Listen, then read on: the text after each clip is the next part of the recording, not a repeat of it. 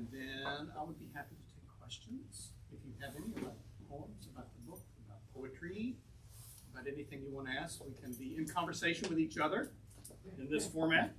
So that's what we're going to do. The first section is 11 poems. They're mostly about mortality, aging, write what you know, right? But I hope they're not morose. I mean them to be playful, because if we're lucky, it happens to all of us, right? This first poem is called Brother Ass. It's not ass, it's the donkey, as the poem makes clear. Brother Ass. That's what St. Francis called his body, an obstinate donkey. He beat or walk through a briar patch, or heave headfirst into a snowbank naked.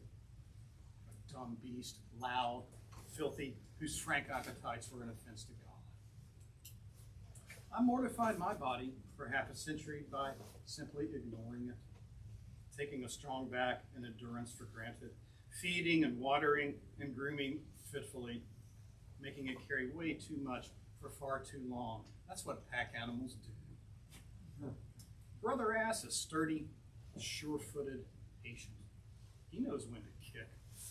Now, when I laugh, it's his long-eared, big head that braves, bearing crooked yellow teeth, teaching me how to be humble. My fellow friar, my twin, my poor balky bird. The title of this next poem is spelled H-N-N-N-H. I was trying to figure out how to spell that sound, that sound. That's as close as I could come. A little grunt escapes the old man's mouth every time he stands up, or sits, or has to shift. A strained, audible exhale signaling effort, ghost of a come groan, a going away syllable, an involuntary, exasperating geezer noise saying, I'm weary and I hurt, without saying it, as if the air's being squeezed out of his body bit by bit until the day he can't move at all. Wait, that's my grunting now. My low. One more point from the first section. It's about a neighbor and his dog, and it's a Maltese, a breed I assume you're familiar with. It's not like my son's dog, the Great Pyrenees. It's like the opposite kind. This is the first of several dog poems in this book. I'm going to read them both because I like dogs. This is the first. It's called The Dwindles. It starts with a quote. If she lives 2 more years, she probably won't have any hair at all, said my neighbor about his balding Maltese, wheezing at my feet, epidermis mottled and tail naked, an ongoing humiliation of shedding she couldn't see, being mostly blind as well. I guess she's got the dwindles, he laughed, though I didn't, knowing she was pretty much my age in dog years, thinking how my body's hair was doing its own disappearing act.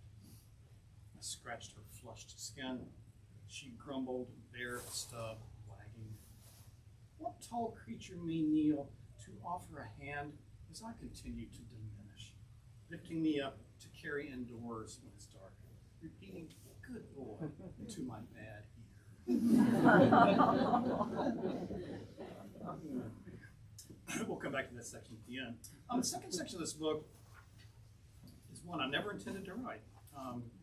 The title of the section on the section page is Coronavirus Variations, Spring 2020, First Months of the Pandemic, Durham, North Carolina. We all remember those days, how weird and unsettling and scary they were. And I think writers in general, and yours truly in particular, one way we have of trying to make sense of something we don't really get or understand, one way to figure it out is in words. So I started writing poems. I mean, I'm never this topical a poet, but I wrote like a poem a day for almost 2 months. Don't worry, I'm not gonna read 60 poems. I picked like the 16 that I think work together the best, and I'll just read you a few because this is certainly an experience we all share. A The first poem is about different terms, especially at the beginning of the pandemic. They're trying to figure out what to call it. So different terms for the virus. The poem is called Names. COVID-19 sounds like sci-fi. A computer named Deep Space Death Star, threatening apocalyptic doom to the rest of the unsuspecting universe. But coronavirus is mellifluous. Its opening syllables a luminous crown around risen sun or moon, around the heads of happy human beings. And novel coronavirus sounds so fresh. A fat book to read on the beach. In Mexico, drinking cerveza, enjoying another slow cigar before sunset. Its name hinges on labiodental V, that bite at the start of virus, Latin for poison, or oozing slime, or nasty odor, infectious agent shutting down the system. There are a lot of poems about words in this book, including this next one, which is actually called The Word. I started thinking about the word pandemic, and just one day it occurred to me, oh look, the beginning and end of pandemic is P-A-N-I-C, panic. The word. The word pandemic is framed by the word panic. We the people, fearfully emptying shelves of toilet paper, water, antimicrobials, masks, guns, stuff we can buy and hold and hoard that might help us survive this purgatory, praying our earthly paradise won't be lost and we're not headed to pandemonium, a place invented by a blind poet, yet real. All the demons swarming that dark capital, its air brushed with the hiss of rustling wings. In a college town, you don't need to explain that that's John Milton from Paradise Lost. He's a pretty good poet. One reason I've tried to be so careful during COVID is I've had asthma my entire adult life. I take medicine for it every day, so I've really tried to protect the old lungs. And this is a poem about that. It's called Of Breath. Of Breath. Shortness of breath, one of the dreaded symptoms. A chronic asthmatic, I know what that feels like. One night, decades ago, I woke up gasping. What heavy fog was choking my laboring chest? On the front steps, I waited for first responders. A fire truck roared up from the local station. A young EMT held my oxygen mask in place. He calmly exhaled clouds in February darkness. It's less shortness of breath than shallowness. There's scarce air left in the lungs of the sacks. They tethered my dying father to a ventilator. Could he hear its steady metallic hiss and click? Sometimes we require a machine to help us breathe. Sometimes we infect each other with our breath. This next one's a little lighter, and I swear to you this actually happened. I didn't make it up. It's called A Sign. I pull 5 letters out of a Scrabble bag. A C, an O, a V, an I, a D. I can't believe it. I show them to my wife. I take a picture and text it to our son to prove I hadn't made the whole thing up for the sake of a clever story I'll tell later. We finish the game. All my tiles are cursed. I lose to her by more than 100 points. I'll never forget the afternoon that word spelled itself out across my wooden tray, one black capital letter after the other, a sign the disease could surface anywhere. Oh, a couple more from this section. I've written a note, do not read this at Flyleaf, but I want to read this poem, so I'm going to read it. I don't know why I put that note there. Because it's about Dolly Parton. Who doesn't hear about Dolly Parton? It starts with a story that Lee Smith told me, and I'm still sorry to read that. It's called When, W-H-E-N, When. After passing through the Nashville restaurant, crowded with fans, surprised to see her there many years ago, Dolly whispered, "They love it when I touch them." Her warm, manicured hand laid on Diner's shoulders briefly, a light pat. The fingers that wrote, "I will always love you, delivering the part in charge, a surge of energy providing much needed relief from loneliness. The queen touching her subjects, and they her. That mutual affection uplifting both parties through nights and days and solitary times when noisy public rooms like that are hushed, when nobody is supposed to touch a stranger. Here's where the title of the book comes from.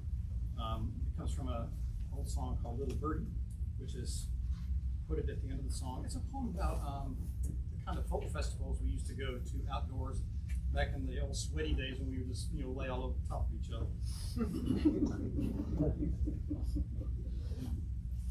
It's called Festival. The harmonizer leaned into the microphone. His lips were maybe an inch from the lead singer's. They broadcast spittle with their word-shaken breath. They shook sweat onto the stage in the front rows. The pickers kept swapping instruments and tuning. The dancers swung their partners and promenaded. Our bodies resonated like well-played strings. Community spread back then was a shared quilt. All weekend, the festive faces glistened with song. Got a short time to stay here, a long time to be gone. Little birdie, won't you sing to me your song? Got a short time to stay here and a long time to be gone. Let's jump to the last section, the shortest section in the number of poems. It's mostly ekphrastic poems, so about works of art, visual mostly, but also a Duke Ellington song. And there's also a poem about the book's cover, which I just love. This is not always necessarily the way for an author in his book, but I love this drawing of an apple called a McAfee's Nonsuch, long extinct. And this was a watercolor done in 1912. I want to cite that painter, Mary Daisy Arnold. A group of women did hundreds of these paintings, which you can now find at the National Pomological Library online. I recommend you go look at them because they're amazing. But she did one of the McAfee's Nonsuch. So you have last architect, you have elevation, so the side of the apple from the side, and sections, so cutting through the apple. And that comes up in the poem, which is about that apple and also about that painting. It's the last poem in the book, and I'll read a few more after that. McAfee's Nonsuch. Apple, named for 5 brothers who settled in Kentucky after the Revolution and planted its seeds, which flourished. The Nonsuch added to indicate its excellence, as it took root across the region, a paragon without equal on any tree, a popular variety also known as striped pearmain, white crow, Gray's keeper, snorter, stein, Zeke, lady's favorite, doomed over a century ago by apple scab or rust, fire blight, mildew, curculio, poor orchard keepers, changing tastes. Presumed extinct, it still lives in this March 1912 watercolor, 2 views of a McAfee from Pittston, Pennsylvania, elevation above, section below, intact fruit, delicately spotted, a sunset yellow glowing beneath smooth ruddy skin, halved apple waiting for me as it waited for our great McFees to sniff this wintered over flesh, firm, ready to be bitten. The single pip escaped from its core, glistening like a teardrop. You got that little black seed escaped from the core. Isn't that a wonderful word, pip, for the apple seed? Our word's great. I recommend you go look at those watercolors online. A few more poems. I'm going back to section 3. This is sort of my standard go-to section. Poems mostly having to do with Appalachia and words. That's my wheelhouse. What can I say? Just going to read a few short ones from this section. The first is a word that I heard a lot growing up, spoken by the ladies in my family. And sometimes when you're a poet, you're trying to, what am I going to write about? And something will just ding in your head. I thought, oh, that word, T9C. Nobody's ever written a poem about T9C. I have. T9C. T9C simply felt smaller than tiny or teensy. It was long enough, however, to sport a framing E rhyme and the first and the last largest single-digit number at its core, a syllable to stress and stretch. Never did that word sound more mini than when itty-bitty Aunt Pinky would push its triple wide adjectival draw to superlative extremes. That man just has the teen-naziest brain.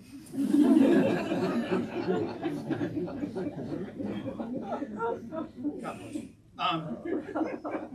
Here's my other dog poem.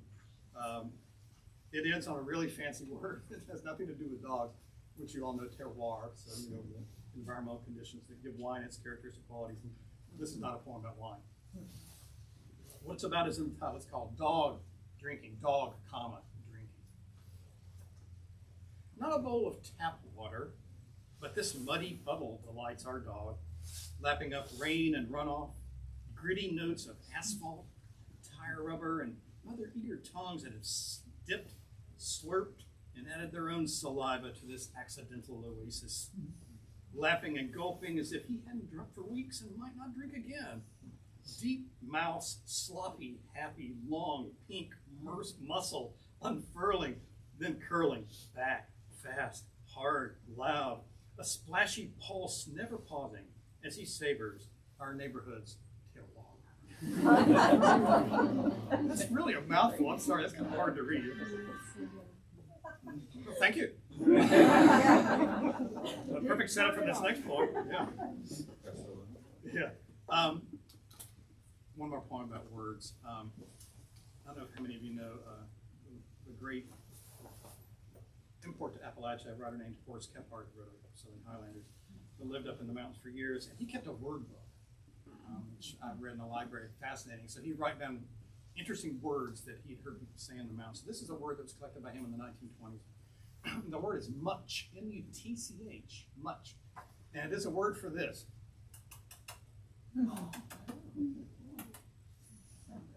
Much. Reverse kiss sound, smoochy inward noise we make to call animals, doubling or tripling our solo lip smacking to persuade them to come without using the words they can't speak to us. Maybe we'll be called in this near mute way when we're beyond talk, but still hear everything. Our master muching us to rise up and join him on the other greener side, to sit, to lie down, to stay.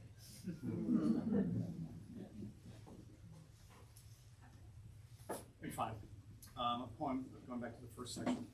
Again, thank you for listening. Look forward to talking with you later. I hope you've all done this at some point. As the poem makes clear, I'm beyond doing this anymore. Don't worry. It's a poem about sliding down a handrail. It's called Banister Slide. It's been way too long since I sat on a handrail in an open stairwell and let gravity help me descend to the next level. Arms and legs extended for precarious balance as I surf a frozen wave. Pants buffing the banister while I glide over the steps my feet don't have to take to get down to the bottom where I leap off. A kid grinning at his shortcut, his speed, his nonchalant ability to make his body do exactly what he wants. Execute this flying fall, then stick the landing and walk off like nothing unlikely just happened. Thank you.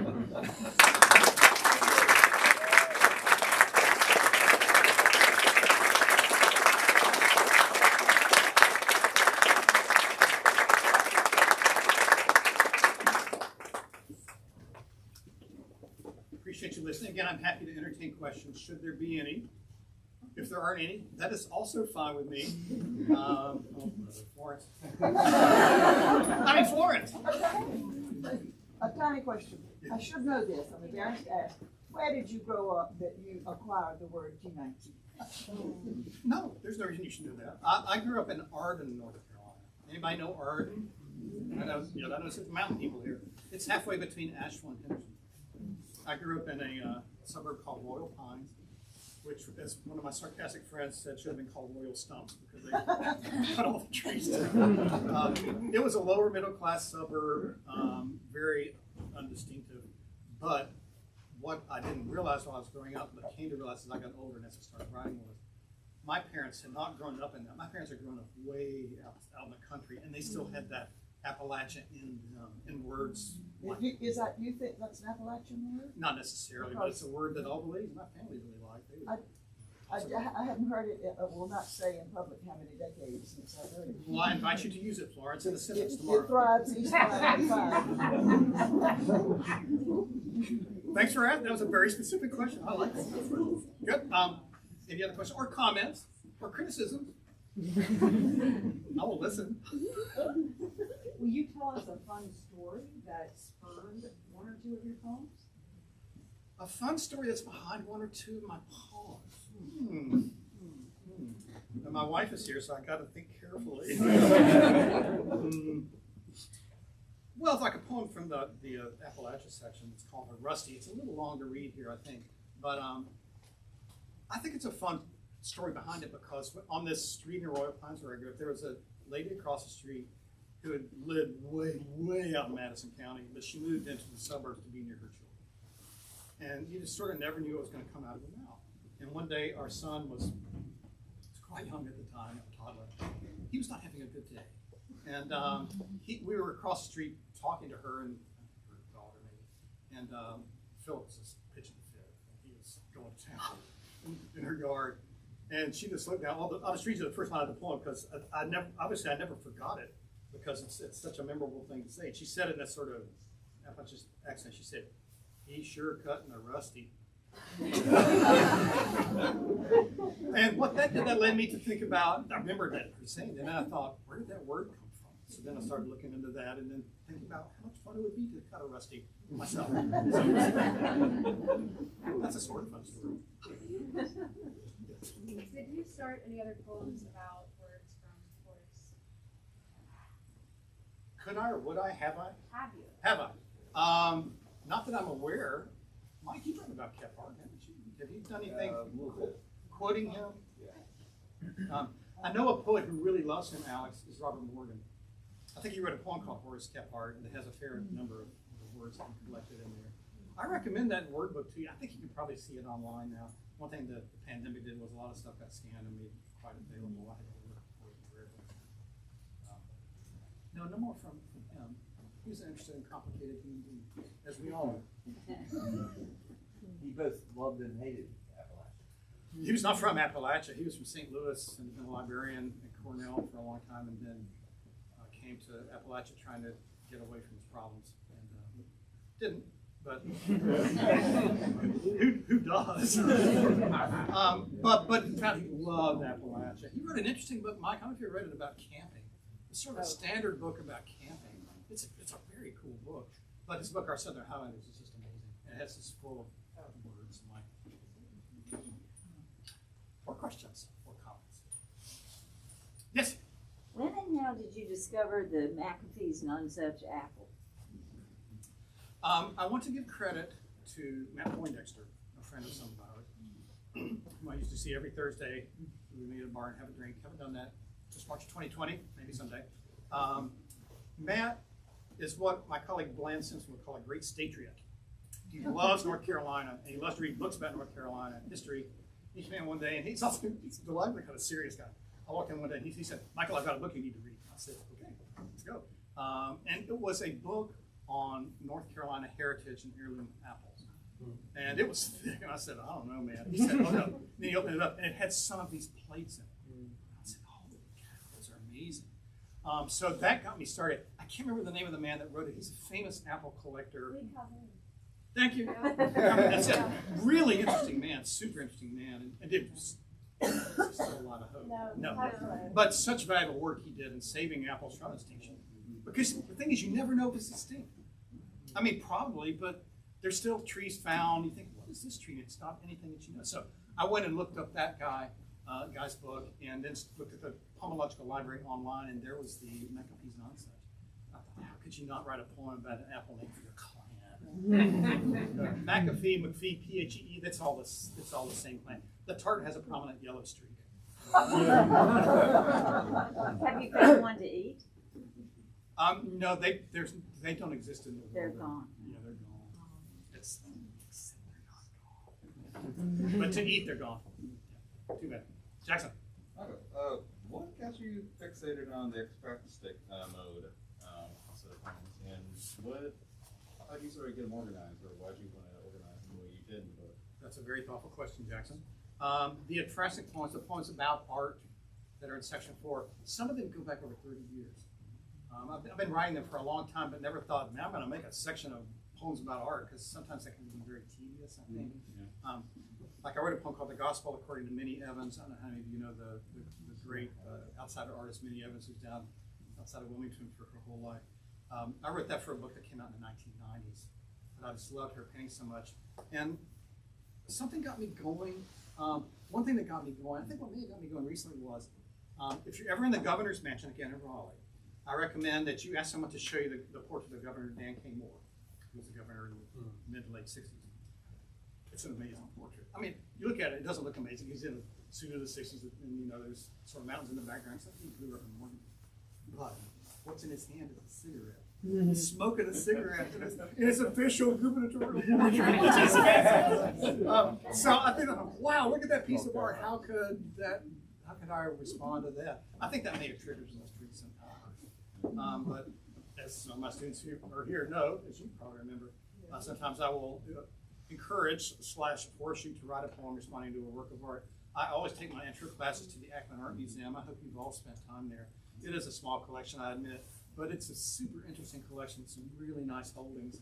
And we go there and we have one of the curators there, Elizabeth Manick, a genius, introduce us to a painting. We talk about it and then they write about it. It's fun. Part of it too, Jackson, is it gets you out of yourself. Yeah. I mean, most of my poems are, I guess, more or less rooted in my experience, but sometimes you get tired of yourself and you want to do something else. So that's one way to do it. Alice Cotton. Thank you. One comment yes. about word books. Another writer associated with North Carolina who has a word book, or had a word book, is Paul Green. So if people want to explore that, it is available. I have the 2-volume hardback set. So, all right. Word nerd moment. The last time I had a sabbatical, I'll not have a sabbatical again. I'm retiring after next spring, after 35 years here. Last time I had a sabbatical, I read through the Dictionary of Smoky Mountain English, which is published by the University of Tennessee Press. UNC Press has done an update of it, but I read that one. I'm telling you, it's 2,000 pages of Bible paper, and I read every entry because I love dictionaries. I love Appalachia. And I was sort of looking for these weird words that either I'd heard in the past or I didn't know like much. About that time, I found the Paul Green word book. Green from a different part of the state, but a super interesting character. I love his wildness. He is not a self-censoring person in this word book, at least. I mean, it's out there. But he has a great ear. He will often dramatize or give examples of people talking, like for a page or two, the words from down east. But there are also words that are used all over North Carolina and the South.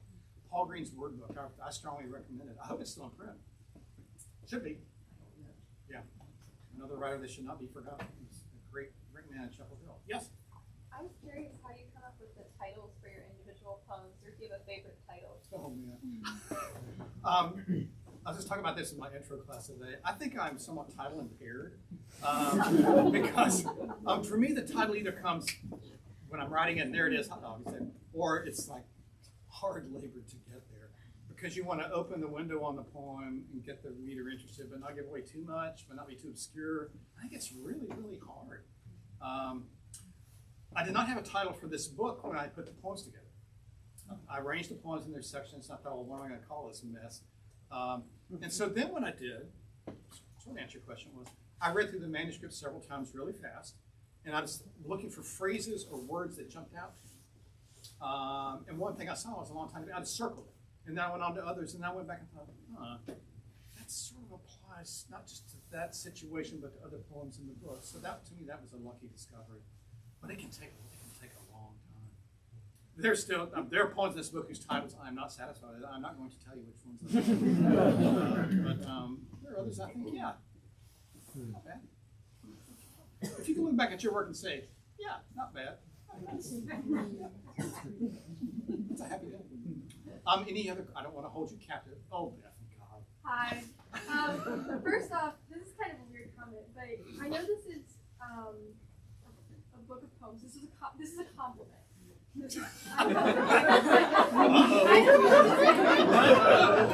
don't really base it at all. Okay. But on to my question. So I know you mentioned during COVID you started writing a lot more poems, and I'm curious. You don't have to answer this if it's too revealing, but like, when do you write every day, and how long did it take you to find out when your best time is, and do you stick to that every day? I'll answer the last part first. Absolutely, I do not stick to it. I love to write in the morning. I like to get up and have breakfast with Belinda, and then go to my office and write for 3 hours. That, to me, and then we have lunch together. That's a good day. Does that happen during a teaching semester? So then I try to say, Friday's my writing day. Friday's my writing day. I can't do anything but write on Friday. How long does that last? Like 2 weeks. There's so much to do. So the great gift, I'm telling you guys, I grew up, I'm the first person in my family to go to college. That I'm a professor at UNC Chapel Hill is beyond belief to me. I feel so incredibly lucky. And one of the great strokes of luck for any professor is summers. Because when I was younger, I would teach summer school because I needed money. I'm not saying I'm rich now, but I'm not as desperate as I was then. And because I realized that that's the time I had to write, and that was more important than making a few dollars teaching. So I have the summer basically from the second week of May till, depending on how early they start in August, and I'll do that routine if I can. And if it's going well, that happens. If it's going really well, you sit down, you start working on it. Maybe it's something that I'm always carrying, like a piece of paper with notes on it. Maybe I'll get some piece of notes, start working on it. If it's going really well, Bethany, I'll start writing, and I'll look up 3 hours later, and I didn't even know the time passed. It's going to a rapture, but you just lose track of time because you're so involved in this word world you're making. How lucky is that?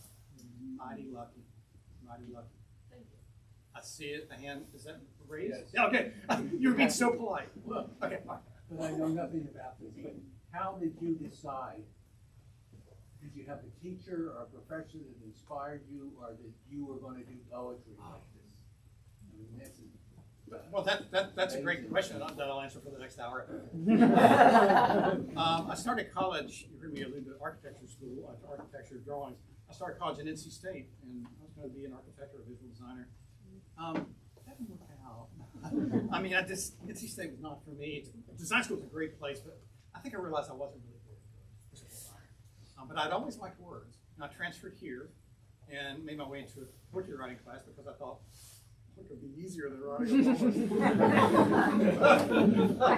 poem. But what happened was it interested me in a way that nothing had before. Drafting, writing, revising, working on this, as I said, this little word world that I was making, really just gave me such joy. And I had the good fortune of having a girlfriend, and now my wife of 40-some years, Belinda, who was very supportive of this. She didn't say, "Why don't you go to law school?" She knew what it was to be an artist, and she knew it was important to me. So it took a long, poetry is a glacial process. It is so unbelievably slow. The writing of it and the publishing of it, and that's why this is so unbelievable to have all these people here. But it just, I don't know if it felt like a vocation, but it just felt like what I should be doing if I could possibly pull it off. And again, getting a teaching job was part of making that possible. So, but it took a while. I always tell my students too that in your 20s, there's no reason you should know what you're going to do for the rest of your life. Why should you? You're so young, you should be figuring things out. I started figuring it out, I think, really in my mid to late 20s. I thought, oh, okay, this feels right, and it has continued. So maybe when I retire, I'll write a few more poems.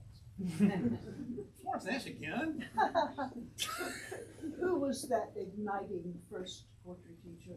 And do you think that if that was the place that you first encountered it, it had any bearing whatsoever on the kind of poetry you have written? Do you know what really got me going? What person really got me going? I think, seriously, as a poet, is sitting right across the aisle from me, Michael Chipwood. Michael's not my teacher, he's my colleague. I had teachers at Carolina who were good teachers, but they didn't light the fire. Then I sort of stepped away from writing poetry for a while, but Mike and I found ourselves in a poetry group in the 80s sometime, I don't know. And what sparked it, Florence, is that I was in a poetry group, and I didn't really know Mike at the time, and we sort of familiar with each other.